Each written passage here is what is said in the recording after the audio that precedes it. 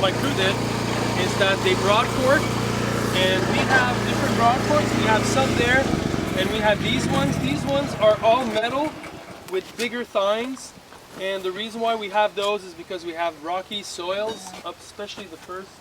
What's the word for these? Pathways? Walkways? No, the terraces. Yeah, but Levels? Oh, the levels, the tiers? Yeah, tier, the first tier, the second tier, the third tier. Yeah. We call them plateau in French. Yeah. No, that would But okay, so our original broad fork was just not buffy enough, and so these guys, they're really heavy, but they do the job. So if you have lighter soils and you don't have lots of rocks, you're better with a smaller broad fork because these are really heavy. But in any case, I'm going to show you how to broad fork. I don't know if you guys know this, but there's a way to do it, and the way not to do it is to do this. So what you want to do is simply, once you're in, you go like this at 45, you slide it down to your other place, and then you go in. Listen to the rocks, hey? Yeah. Okay? So you're not doing this, and you're not overdoing it. The goal of a broad fork is simply to open up the soil so that there's oxygen coming in, and the root systems will be able to shoot down. On soil that's not worked as much, would you do it closer together?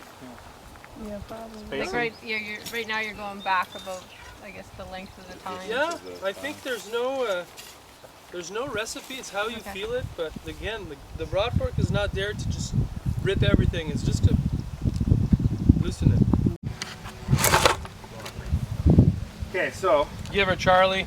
you got to be on the hammer drill setting, and so you can tilt this thing either way.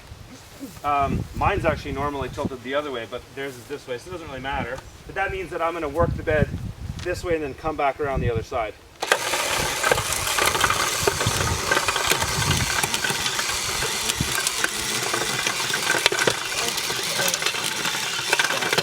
Must get stuck in rocks, right? I know, that's the problem with it.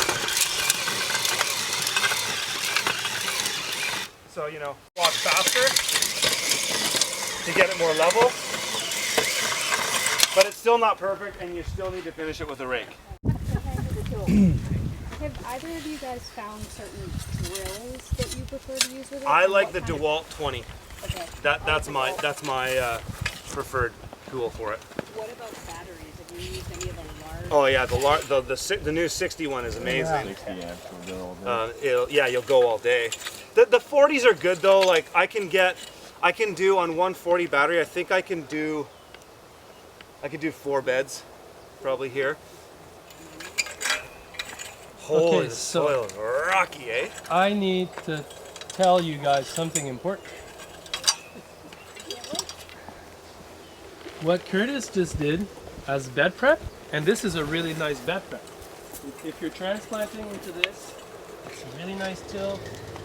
The soil is lovely. There's an organic matter.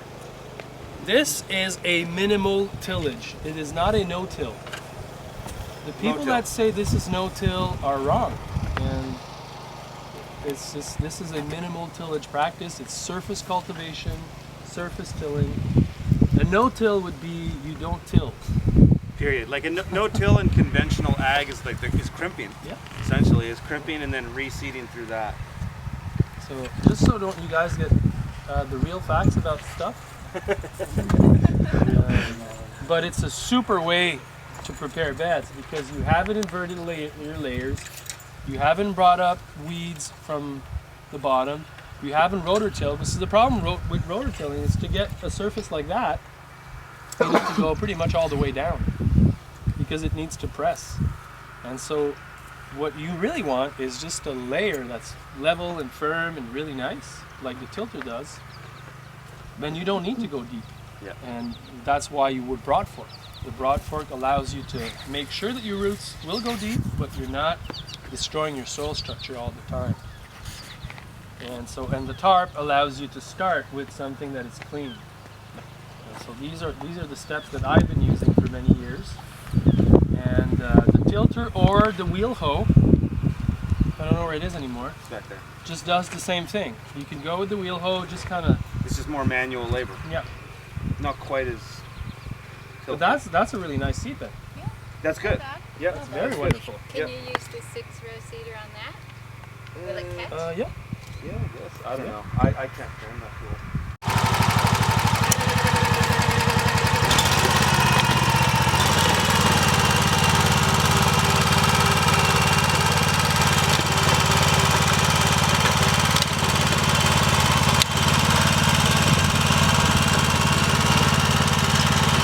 How much more level that is? Like, there's no need to rig that now.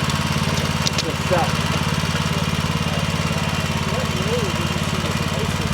I know, I was thinking that too. I think I like the next one better.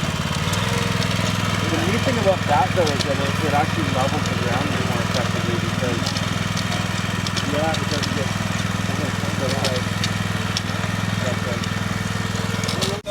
oh yeah, I'll say a lot about it. So, do we have a JP1 with us too? That's okay. It doesn't matter. It's the same principle. So this is the Jang. This is my preferred seeder. I think it's JM's preferred seeder too. This is the JP3. There's now a 5, which is I've converted everything to, but I'll just talk about what's here right now. So the Jang works with a chain system. It's like a bike. It's really smart because on the front you've got a front sprocket and a rear sprocket. So just like in a bike, if you're in the big gear on the front and a small gear on the back, you're in the fastest gear. That means that the seed dropping roller is spinning the fastest, meaning that's when you're dropping the most amount of seed. But the rad thing about this tool is there's almost an endless amount that you can vary how much seed you drop. Because you can change gears here. When you buy this, it comes with different gears. The gears that I've basically, with my JP5, I've got everything where I only need to use the 14 and the 9, and I switch them. So for a crop like arugula, which is a tiny seed, I put the 9 on the front and the 14 on the back, so I'm dropping a bit slower, and then I'm just changing my roller. So the way I've got mine set up now is I only have 2 sets of rollers, the X25 and the F20, or X24 and the F24. And then I just have 2 sets of gears that I change. So because this tool has multiple hoppers, and so there's a single row Jang, which I've promoted for years, which you've seen me use in videos. It's all the same stuff, it's just a single row. So this one just does more rows. But so that's your hopper, and the parts of this are the roller and the sprocket on here. So the sprocket's always on the left side. And I actually just get rid of these. It doesn't fall out? Mine fell out. No, I get rid of this. Yeah, I lost the cog, then just kept. Well, I mean, I wouldn't move. And like when I put it back in, I make sure that it's in the chain. What can happen, you know, if you smoke too much weed on your farm, you know, you'll go like this. And then you'll start moving, and then that chain isn't in there, and then you just did a whole bed and you didn't actually seed it. Yeah. So that's why we don't smoke weed on our farm. But the basic principle of this tool is that you've got this shaft piece and then your roller, and so there's a bunch of different rollers out there. There's almost too many that it seems confusing. And in my book, I actually tell you which ones I used I was just doing the JP1 at the time.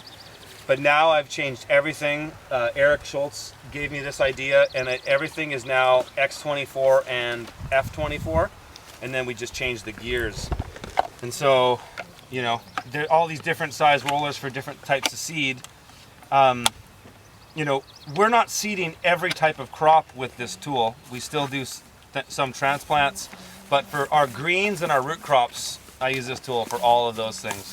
And the cool thing about having, you know, 3 rows or 5 rows is that you can simply walk a lot less on a bed. So it takes about 4 minutes, I believe. I did some math on this. I haven't put the video out yet. It'll come out in a week or so. It takes about 4 minutes to walk up and down a bed.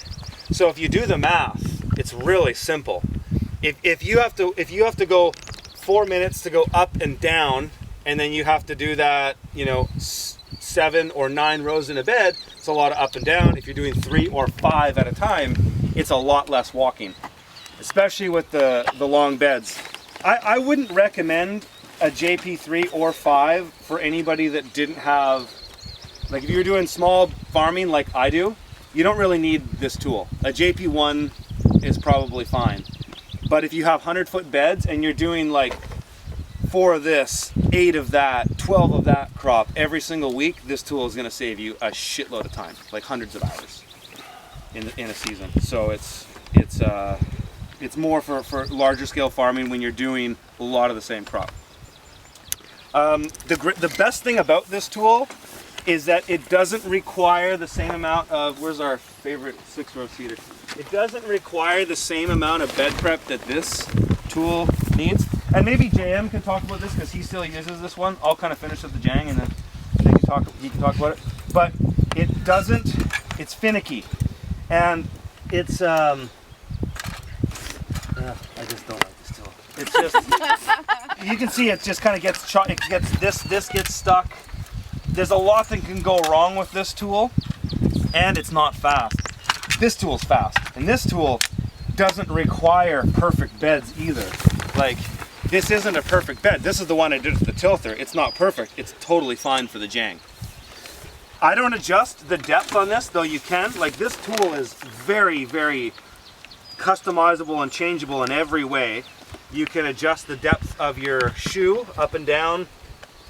You can move these in or out depending on where you have your spacing set out. And of course all the gears and all that. So it's very changeable. On the 5 version, we just removed these because they're actually not needed. They just push too much dirt. So that whole part that closes the hole is off because the wheel will push everything closed if you make 3 rows. So if it's pushing the dirt around, does it push the seed around too so the rows aren't straight? No. Well, you mean, yeah, if you have the 5, Yeah. it pushes too much dirt. Right. Exactly. Yeah. Oh, I understand what you're saying. It's more like a, yeah. It screws it up. Yeah. Maybe the 5 you just buy. The 5, Two more. Paper Pot Co. is going to sell the 5 as a 5. With all the stuff removed, no customization, that's what you get. But you can get it, like you can get this from Johnny's, buy yourself other hoppers and all that, and essentially put it together. It just has 2 more rows in between it, basically. So JM started using this, I think last year, or maybe it was 2 years ago, and they basically changed all of their bed spacing to go to a standardized 6 rows for most of the direct seeded crops. There might be a couple exceptions here and there.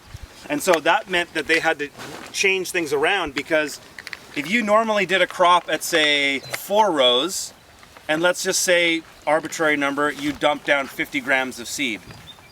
If you went to 6 rows with that same tool implement, you're dropping another 100 grams of seed or something like that.